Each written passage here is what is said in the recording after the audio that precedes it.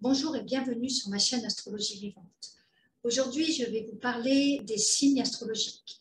Je vais vous parler des signes astrologiques, mais vraiment, c'est pour les gens qui ne connaissent pas l'astrologie. C'est vraiment un cours, en fait, un cours qui va vous permettre de pouvoir reconnaître la symbolique des signes astrologiques et de pouvoir les placer dans le zodiaque, puisque ceci, c'est un zodiaque. Donc, ça s'adresse vraiment à des gens débutants. Alors, je me présente, je suis Frédérique Harley, astrologue professionnelle depuis plus de 25 ans. N'hésitez pas à liker ma page et de vous abonner aussi à ma page pour recevoir les prochaines vidéos. À tout de suite.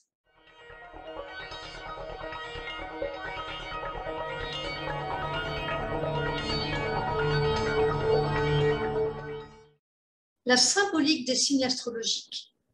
La symbolique des signes astrologiques, il y a déjà 12 signes astrologiques. Pour bien comprendre comment ça se passe dans une carte du ciel, dans l'astrologie traditionnelle, nous nous basons sur les saisons. On va beaucoup parler des saisons pour que vous puissiez intégrer et reconnaître les signes astrologiques dans une carte du ciel. On va commencer avec le premier signe qui est le signe du Bélier qui commence à l'équinoxe du printemps, le 21 mars. Quelquefois, ça peut être le 20 mars, le 22 mars, mais bien souvent, c'est le 21 mars, à l'équinoxe du printemps. Et donc, ce signe, il se situe ici. On commence toujours donc l'année avec le signe du Bélier. Donc, nous avons le signe du Bélier. Je vais vous faire le parcours rapide pour que vous puissiez voir tout de suite, et puis après, on reprendra signe par signe. Vous avez le signe du Bélier qui est du 21 mars au 21 avril.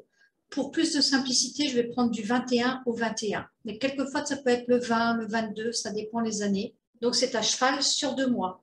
Donc, nous commençons le printemps avec le signe du Bélier. Et puis ensuite, du 21 avril au 21 mai, nous avons le signe du Taureau. Du 21 mai au 21 juin, nous avons le signe du Gémeaux.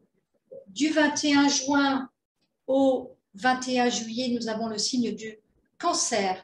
À savoir que le 21 juin, ici, nous sommes au solstice d'été, ce qui veut dire que nous changeons de saison, c'est important. Nous avons les 3 premiers signes qui sont les signes du printemps, et avec le signe du Cancer, nous commençons la saison de l'été.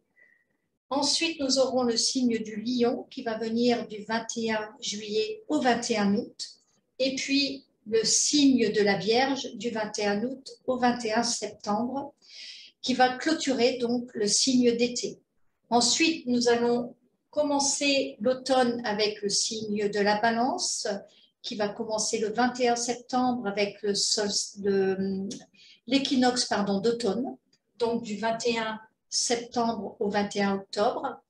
Puis nous aurons le signe du Scorpion, du 21 octobre au 21 novembre, et le signe du Sagittaire qui va terminer la saison de l'automne du 21 novembre au 21 décembre. Ensuite, nous allons rentrer dans l'hiver avec le signe du Capricorne, le 21 décembre au 21 janvier, puis le Verseau au mois de janvier, du 21 janvier au 21 février, et ensuite, on va terminer par le Poisson du 21 février au 21 mars, pour revenir donc le 21 mars dans le signe du Bélier pour l'année astrologique qui va suivre. Vous voyez, nous avons 4 saisons et nous avons 3 signes par saison. 3 signes ici, 3 signes dans l'été, 3 signes dans l'automne et 3 signes en hiver. Alors, si je reviens pour la symbolique au niveau du signe du Bélier, vous voyez ici, ça c'est bien d'imprimer pour pouvoir le reproduire sur une carte du ciel. Donc ça, c'est un zodiaque, c'est un cercle qui fait donc 360 degrés et chaque signe va contenir 30 degrés. 30 degrés x 12, ça fait 360 degrés. Donc, avec le signe du Bélier, bon, on voit ici que ça ressemble à un bélier avec le trait qui fait comme ça et les 2 petites cornes sur les côtés. Ça, c'est pour le Bélier. Ensuite, pour le Taureau, eh bien, on va avoir la tête du Taureau avec le demi-cercle qui se lève vers le ciel, qui pourrait nous dire que ce sont les cornes du Taureau. Puis ensuite, nous allons avoir le signe du Gémeaux, où là, ce ne sera plus des animaux, mais ce sera la légende. En fait, le signe du Gémeaux est relié à la légende de Castor et Pollux. Donc ici, on est dans un signe gémellaire et on est dans un signe avec les jumeaux. C'est pour ça que nous avons 2 jambes verticales, c'est un signe double, ce qu'on dit un signe double, 2 jambes verticales avec 2 traits horizontales pour indiquer cette gémellité, ce signe où on va trouver les jumeaux. Puis ensuite, nous aurons le cancer ici, avec, voilà, ça représente le crabe, donc ça peut représenter 2 nœuds à l'horizontale, 2 nœuds ou comme 2 œufs en fait, puisque ici, le signe du cancer, c'est le signe par excellence aussi de la maternité et donc de la fécondité. Puis nous aurons le signe du lion, qui va commencer avec un petit cercle et qui va venir avec un plus grand cercle ouvert et qui va finir ici avec un début de spirale. Ensuite, nous aurons le signe de la Vierge. Donc la Vierge, c'est pareil, c'est pas un animal. À savoir que le zodiaque, ça veut dire dans la langue ancienne, ça veut dire petits animaux. Donc, dans les constellations, dans le ciel, eh bien, les anciens regardaient et ils avaient imaginé voir des animaux dans les constellations. Et c'est pour ça qu'ils avaient attribué le nom des animaux. Mais parfois, il y a des constellations où ce ne sont pas des animaux. Donc, tout comme la Vierge qui est reliée, si vous voulez, à Ma, à la mère Terre, dans la mythologie qui est reliée à Déméter, qui était la terre de la fertilité. Alors, ici, nous avons comme un M, nous avons 2 jambages, en fait, comme un M. Et puis, si vous voyez ici, vous avez comme un 3e jambage qui va venir se croiser ici. Et ça, là, à la fin, c'est comme un épi de blé, tout comme le signe de la Vierge, qui se situe donc à cheval en août-septembre, va nous signifier la récolte des moissons. Donc, ici, on est bien ici en train de récolter le blé, d'ailleurs. Ensuite, nous allons arriver donc avec le signe de la Balance, c'est l'automne. Donc, le signe de la Balance, eh bien, vous voyez, au niveau de la symbolique, nous aurons comme une balance. Nous avons un trait et puis ici un trait, un demi-cercle qui finit par un petit trait. Donc ici, c'est la Balance où on est toujours à la recherche de l'équilibre. D'ailleurs, dans ce signe, c'est le principal objectif de trouver l'équilibre et l'harmonie dans notre vie. Puis, nous allons avoir le signe du Scorpion. Donc, on retourne avec la petite bestiole, le Scorpion. Où c'est similaire ici avec la Vierge. On va avoir 2 jambages, mais ici, comme on va aller sous la terre, autant là, on était sur la terre, autant là, on va sous la terre pour revenir avec la petite flèche, pour revenir vers le haut. Et la petite flèche qui symbolise aussi le dard du Scorpion, qui pique. Donc, on peut bien différencier le signe de la Vierge, où on a l'épi de blé qui va vers le bas, où le dernier jambage se croise avec l'avant-dernier, et ici, où on va avoir donc la petite flèche qui va remonter. Sinon, tous les deux ici, ça va être des M avec 2 jambages. Donc, une fois qu'on a passé le Scorpion, nous allons avoir le signe du Sagittaire. Le Sagittaire, nous revenons encore une fois avec un animal qui est le centaure. Le centaure, c'était un animal mythologique qui représente moitié cheval, moitié humain. Et donc, dans ce centaure, c'est l'archer, hein, c'est-à-dire que la partie humaine qui est sur le cheval, elle tient un archer pour viser donc toujours le ciel, donc toujours des valeurs qui sont très très hautes dans le ciel.